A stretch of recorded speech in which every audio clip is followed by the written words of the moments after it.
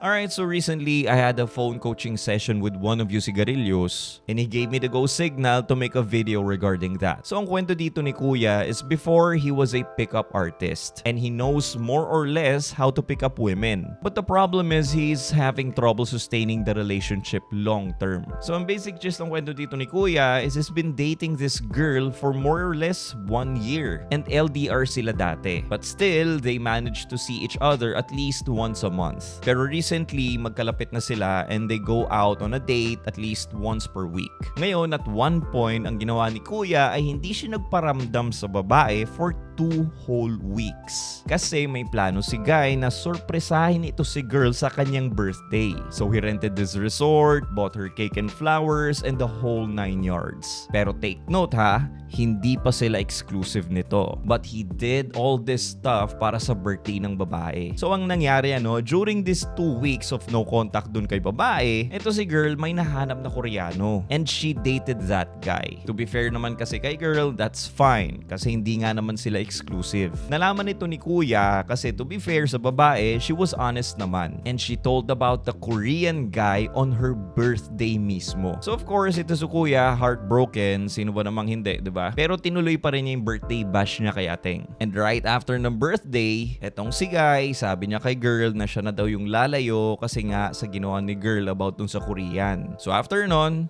he walked away. Then after around 10 days or so, she called him back. So meaning, him walking away had a positive effect on the girl's attraction obviously. So ngayon, they're already dating na at least once per week and happy naman daw si girl. Pero hindi pa rin daw maramdaman ni Guy na nare-reciprocate ni babae yung feelings niya. Feeling niya parang napaka one-sided lang. And the woman also mentioned na, and I quote, hindi pa 100% yung love ko eh. Kung may magpapalambot ng puso ko, si God na lang yun. Ultimately, ang problem dito ni Kuya, gusto niyang ma-reciprocate yung love niya towards dun sa babae. So right off the bat, sinabi ko sa kanya ang number 1 problem na ginagawa niya dito sa babae. And that is he is smothering her too much.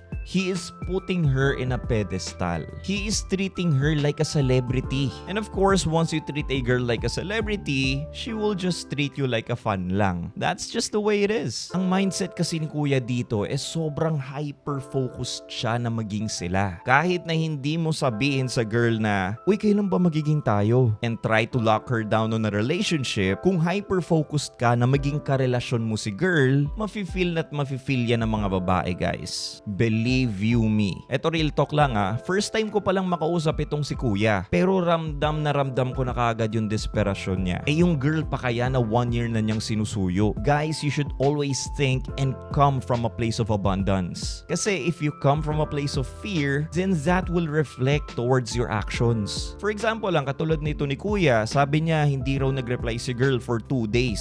So nagtampo si Kuya and sinabi niya sa girl na hindi daw niya na-appreciate na ini-ignore yung mga messages niya and nawawalan daw siya ng gana pag ganun. So I said na, bro, that's one of the ways women test you. Minsan hindi sila kaagad-agad nagre-reply just to see kung ano yung magiging reaction mo. Will you be unglued? Magagalit ka ba? Magtatampo ka ba? Or will you be just indifferent and just chill lang kahit hindi siya mag-reply? So in this case, of course, he failed that test. Why? Because he is coming from a place of fear. In the first place, if he has the abundant mindset and hindi mag-reply si girl for 2 days, he will just be thinking na, so what? I don't care kahit hindi siya mag-reply. Dami namang iba dyan Do you see the difference, mga sigarilyo? Isa pa sa key point na sinabi ko kay Kuya na dapat din niyang baguhin is talking with her almost every day.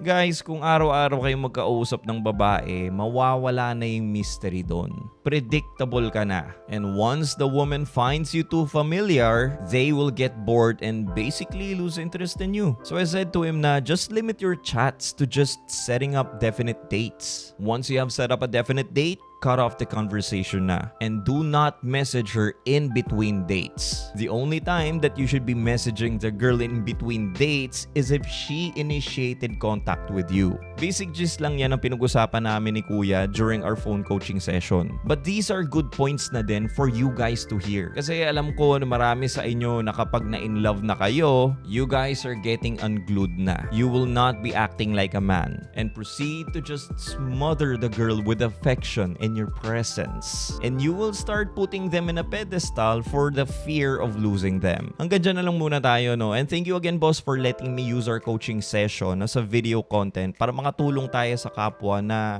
para makatulong din sa mga sigarilyong nahihirapan din pagdating sa ganitong sitwasyon. So kaya guys, if you have a problem and you want my help, the quickest way is for you to book a one-on-one coaching session with me na din. Just click the link in my bio if you're on TikTok, pero kung nasa YouTube naman kayo, check the link in the description na lang. Peace!